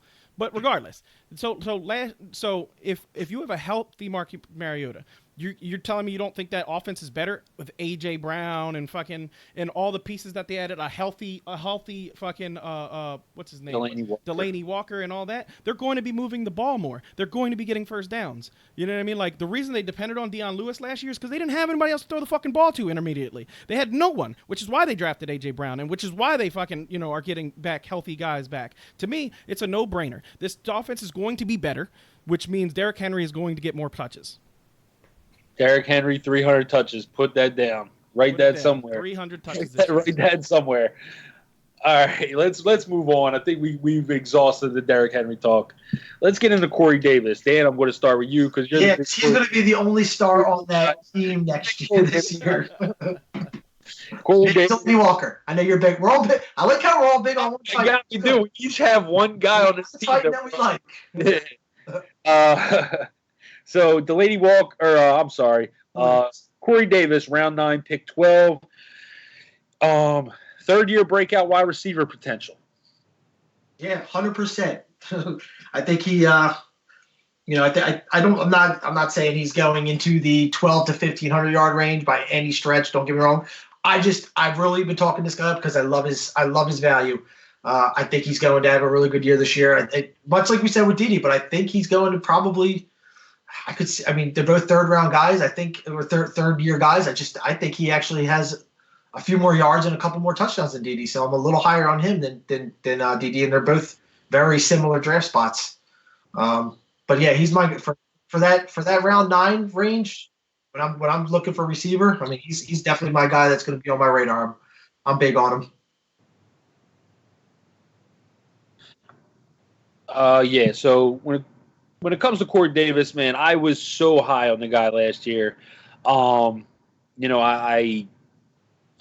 drafted him. I think in the 5th or 6th round last year. I literally thought he had number 1 or number 2 wide receiver upside. I'll say.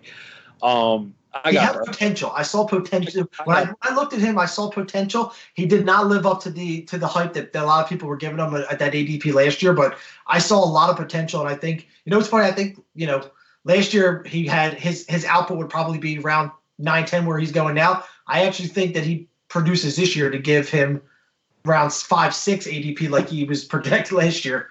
See, last year he got 112 targets. And that was and that was by far the most on it. He had 26% of the team's targets last year, and it was only 112. The thing with this is, it's going to come down to, does this team grind out Derrick Henry like Steve's saying? Because if that's the case, I don't think Corey Davis has any I think he's just another guy, I think Delaney Walker comes back healthy. He gets a lot of targets. I think they drafted AJ Brown and brought in Adam Humphries, who I think is going to see some targets as well. So, the only thing, my knock on Davis is that with the way the offense was last year, he had 112 targets and was very, very mediocre. So for me, I just don't see how, even if he maintains that production, or I don't even think he can maintain that production with everybody that they brought into it and the expectation that they're going to run Derrick Henry more. I just don't see how Corey Davis lives up to the I don't see how he matches his targets last year, and therefore I don't see how he matches his production. Yeah, I definitely think he matches his targets at least. I don't think he goes down. I think he's definitely the number one guy. How do you say that? How do you say that if Derrick Henry's going to be touching the ball 300 times and they bring in Delaney Walker and bring in A.J. Brown and they bring in Adam Kev, you're being ridiculous, Kev. Listen, if he regardless to whether Derrick Henry gets 300 touches, does that change that they're going to throw the ball? I mean, it's a throwing league. I mean, he's going to have. You don't think he's going to have 400 attempts? Yeah, I mean, throwing. He's probably. I mean, that's not a crazy. It's not a crazy number. You know what I mean? It's basically what they had as a team this year. They basically had close to 400 attempts. What is that? That's 1, 2. Yeah, they had over. Well, let me see. 1, 2, 3. Yeah, they basically had almost 400 attempts. So I don't think that number goes down. And if that number doesn't go down, you know what I mean? Then I still think Corey Davis will have around 100 targets. I don't think he's going to be like 140 or anything like that, but 100 targets I don't think is, especially for a number one receiver on a team. You think that's a lot of targets? I don't think that is. I don't think it's a lot of targets, but seeing as though he only got that last year, and my thing is like everybody coming back, or not everybody coming back, but everybody that they brought in and Delaney Walker coming back, I think it's going to be hard for him to get 112 targets like he did last year, because I don't think that. How much better do you think this offense is really going to be? I don't think Marcus. Be much better. I really do. I have no faith in Marcus Mariota. None. Zero. He has shown me nothing but to be the Jeff Fisher of quarterbacks. Like he cannot. Literally, like he's just if he's that, because he doesn't. I loved him in Oregon. I absolutely loved him in Oregon. I watched him constantly. I was just Googling over him. I mean, and so I was high on him when he came out. I mean, obviously, when he came out, everyone was like, this was back when Chip Kelly was still in the league. Chip's got to get him. He's got to trade the whole trade the whole team away anyway, but he's got to trade the whole team away. He's got to get his guy. This is his chance to prove it. So I mean, I loved watching him in Oregon. So I was big on him coming out, and I had all the confidence for him that he was going to be the next big thing. And he has slowly started to droop down the scale of, maybe he's just not built for the NFL. Maybe he's a good quarterback who just with enough game tape on. There's nothing special about him. He does everything good. He doesn't do anything great. And that's the thing, though. Like he's in your.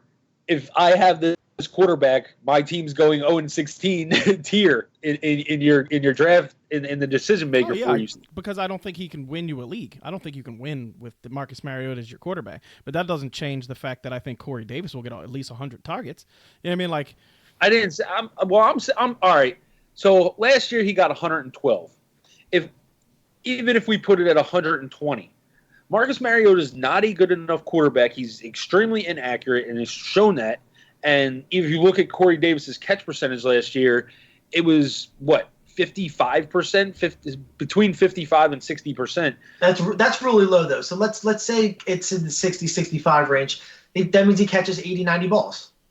That is nowhere near where Corey Davis is going to catch. Corey Davis ain't catching 85, 90 Listen, balls. We said that Diddy Westbrook was going to catch 89, 80, 85 balls.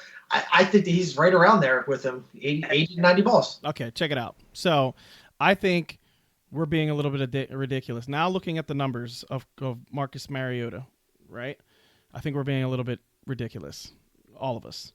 So Kevin is like ridiculously low. I'm maybe a little bit higher, and Dan is, I guess, saying in the middle. Marcus Mariota is basically his entire career has had a 92.3% QB rating, which is, if you're over 90, that's good numbers, right? So he averages 89.4, which is not a bad number, right? So his rookie year, like you just said, Kev, he had 2,818 yards, 9 touchdowns, 10 interceptions. His sophomore year, he had 3,426 yards and 26 touchdowns with 9 interceptions. That was his best year. He had 3,232. He had 25-28 last year, right? Then 13 with 15 interceptions. That was his worst year. And then 11 with 8 interceptions last year. But he wasn't healthy all year. But that's what I'm So saying.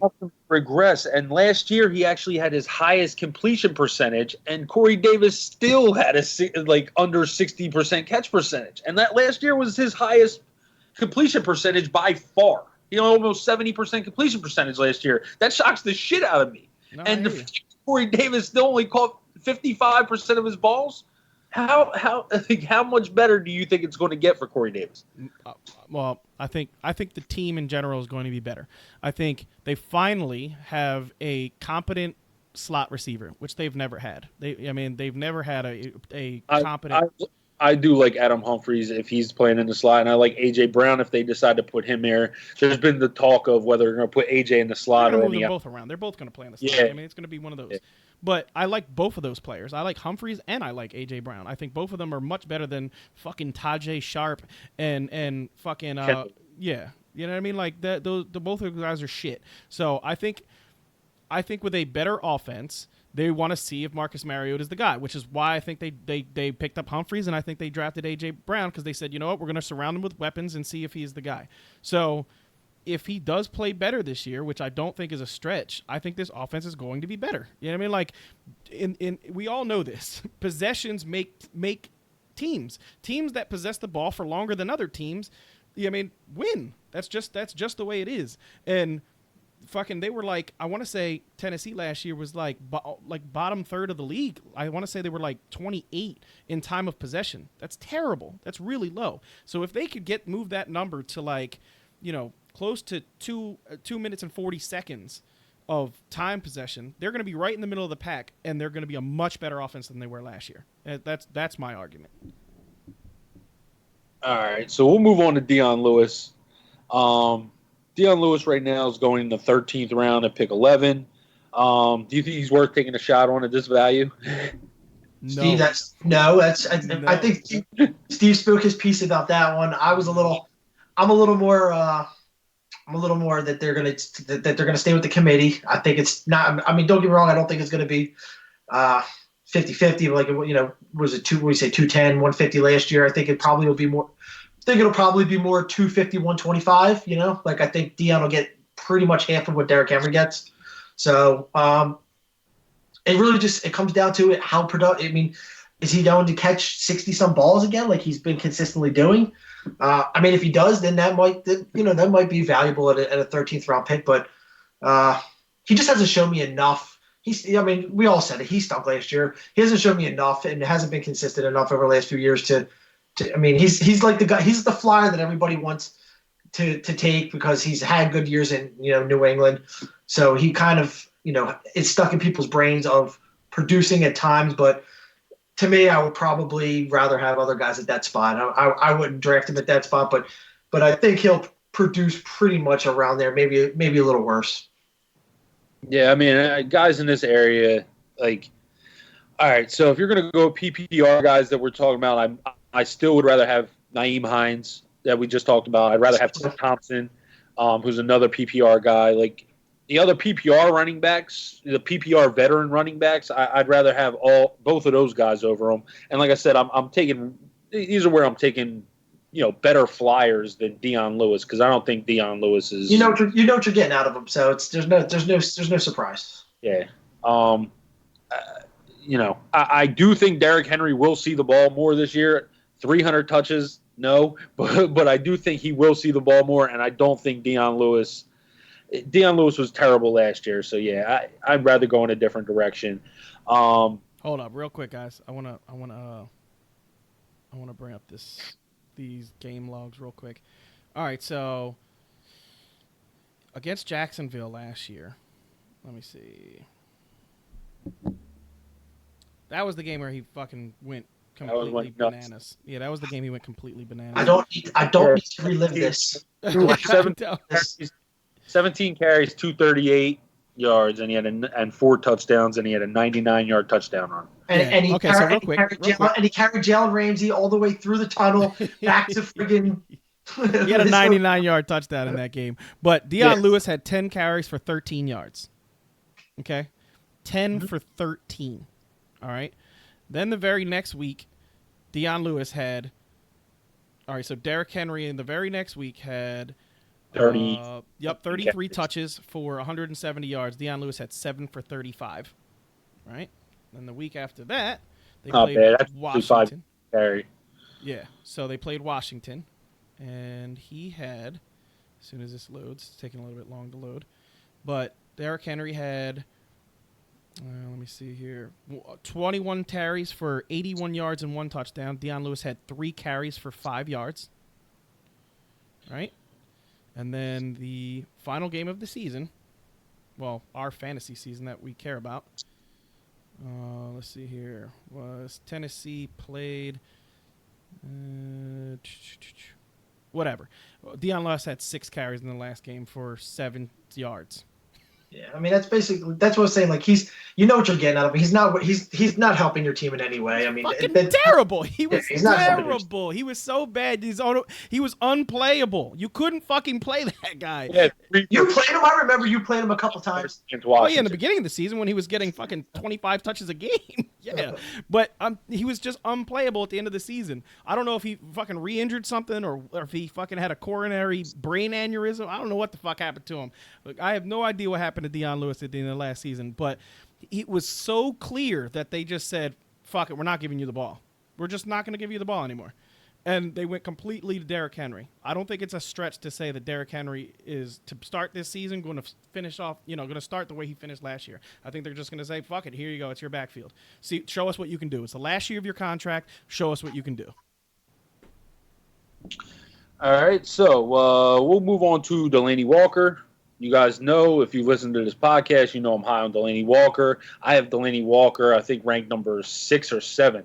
Like the guy before last year, he tore his ACL last year in week 1. Before that, the 3 previous years before that, he was a top 5 tight end. The guy just knows how to perform.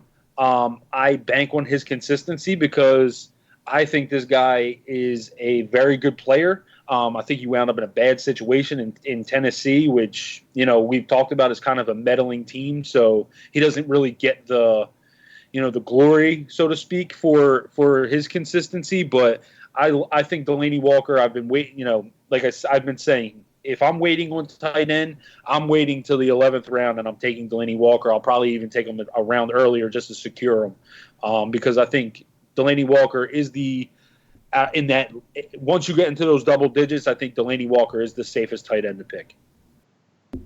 Yeah, I agree. See, my thing is, Delanie Walker, I think, would have been much better. And he had great years with Marcus Mariota. He had a couple of years where he was very, very good. The problem is he was the only fucking weapon. And this is my thing with Marcus Mariota. Everybody bashes this fucking kid and says how terrible he is. He's not had any weapons. He's literally had 0 weapons. He had Corey Davis his first year. Rookies don't play well. I'm sorry. It's very rare. It's almost never happens that you have an Odell Beckham or you have a Randy Moss. They come into the fucking league and they just tear the league up. You know what I mean? So Corey Davis, he did not tear the league up. He was fucking terrible his rookie year. You know what I mean? And that was actually the year that Kev, I think you had him on your team that year in our league. But no, last year I had him on our league. Oh, okay. 2 years ago I did not. Last year I did. Okay, so he was just, Delanie Walker had I think it was I don't know, 1,100 yard season. What was it, 8 touchdowns or something, Kev? I mean, he was a top 5 tight end that year. So, he really has had he's really had nothing. So to me, I think Kev's right. I think that, Delanie Walker is going to be better this year just because they're not going to be able to focus on him. You know what I mean? Like having A.J. Brown and having a competent slot receiver in Adam Humphries, it changes the dynamic of an offense. It really fucking does. Like you can't double Delanie Walker anymore. And I'm sorry, they were doubling Delanie Walker in years past. I mean, the motherfucker, especially in the red zone, got doubled. You can't double Delanie Walker in the red zone when you have Adam Humphries running free and fucking A.J. Brown running free, and Corey Davis over there. So to me, this offense is a lot more dynamic than it's ever been. And I think all the pieces in this offense are very draftable. I mean, even A.J. Brown, I would rather have Adam Humphries because I do think, and a lot of people are sleeping on Adam Humphries. Like he's not even getting drafted at all. Tennessee Titans winning the AFC South. I don't have them winning the AFC South. I just think they're going to be a better offense. I think they're going to be much improved. I do. I think I think if you just look at the team as a whole, they have a good offensive line. They ranked, what did they rank last year? I think it was ninth. They ranked ninth as an offensive line, again, according to PFF. So you have a ninth ranked offensive line. Like everything about this team says that it's going to be good. A good offensive line, a good running game, good wide receivers finally, good tight end. I mean, if Marcus Mariota is just a little bit better than what he's been, this team is going to be good. This team is going to have productive players on it. Yeah, if you look, sorry, Dan, I'm on my guy now. If you look at the 4 years previous to last year, Delanie Walker had 111 targets, 102 targets, 133 targets, and 106 targets. He had 74 catches, 65 catches, 94 catches, 63. In all of those years, so 4 previous years before last year, he was a top 5 tight end.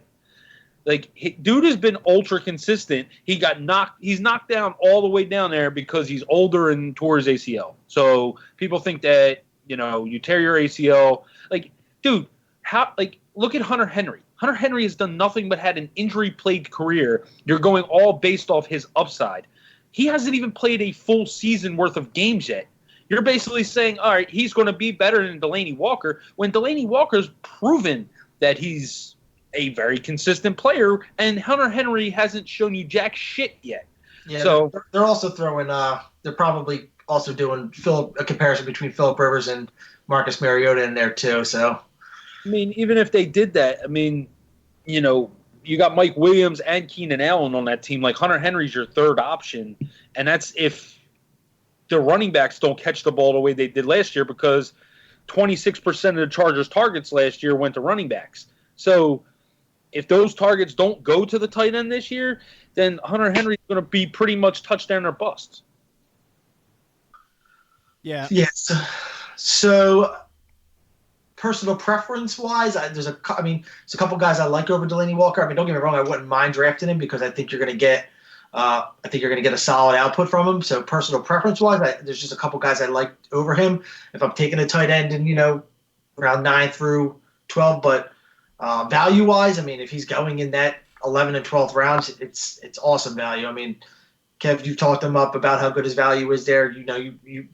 There's if you're waiting till round 12 or 11 to get a tight end, I mean, most people don't, but if you are, I mean, just think of how many other great guys you can get in that 7th, 6th, 7th, 8th round where people are drafting their tight ends. I mean, you can have potentially an additional wide receiver or running back with breakout potential, where someone else is filling up their tight end spot, and you could have the tight end that is performing just as good or if not better than a lot of the other guys. So I definitely see where Kev is coming from. He's been preaching about taking him at that spot because of what I just said, the value there. So I definitely agree with what Kev is his strategy there, and I might, as I get closer to drafts, I might try to structure something around that as well. It just depends on, who I like in certain areas. But I just have a question for Steve. Steve, in your Super Bowl of Titans versus Cardinals, who do you have winning? Neither. There's neither in one of the Super Bowl. I'm just simply saying that both these teams have upside and people are sleeping on them. That's it. I know. We got to make our jabs. All right. Anybody else on the Titans you guys want to talk about? Do you want to get into A.J. Brown or Adam Humphries at all? Yeah, I think. I don't want to get too far into them because it is what it is. But I think either one. I don't think either one is being drafted right now. Yeah. So last year, Adam Humphries had 105 targets. Out of those 105 targets, he caught 176 of them. So, huh? I mean, 76 of them. I said 176. He had 105 targets and caught 76 of them. So, he only didn't catch 29 of his targets. He is a guy that was very productive last year. He had 816 yards, and I believe he had 6 touchdowns. I'll tell you right now, he had 5 touchdowns. So, a guy that was very productive last year. I think, watching Marcus Mariota, the way he plays, he likes to throw the ball, close to the line of scrimmage, which is why Deion Lewis was so targeted last year. I think Adam Humphries is going to see a whole shit ton of targets, and nobody is talking about him at all because I think he's going to be the predominant tight end, slot receiver on that team. And if you're looking for a late round guy that, is going to be a consistent targeted player with the way Marcus Mariota plays football, I definitely think Adam Humphries is a guy that, I would be taking late if I needed a PPR, if I needed somebody to boost my PPR, rating of wide receivers. All right. So there you have it. That is the AFC South wrapped up. Don't forget, check us out on the website at www.fourthandinchesff.com. Is www.4thandinchesff.com for all your content, blogs, player profiles, articles, and the draft guide. And until next time, peace out, guys. Peace out, y'all. See you.